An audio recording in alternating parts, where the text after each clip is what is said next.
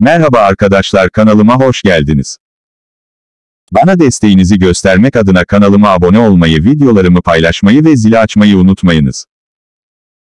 Türkmenistan Dışişleri Bakanı Raşit Meredov, İslam Gıda Güvenliği Teşkilatı, IOFS Genel Müdürü Yerlan Baydavlet ile bugün yaptığı görüşmede, ülkenin tarımda ticaret hacmini artırma ihtiyacıyla ilgili konulara çok dikkat ettiğini vurguladı. Türkmenistan Dışişleri Bakanlığı'nın internet sitesi bildiriyor.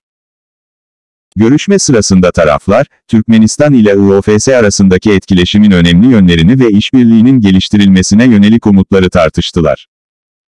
İslam ülkelerinde gıda güvenliğini sağlamak için işbirliğini genişletmeyi amaçlayan program ve projeleri değerlendirdiler. Kaynak, Türkmen tarafının gıda güvenliğine büyük önem verdiğini doğruladığını söyledi.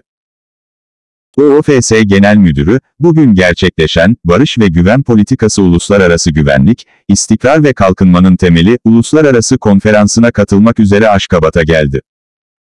Türkmenistan'ın ilgili bakanlık ve daire başkanlarıyla da görüştü.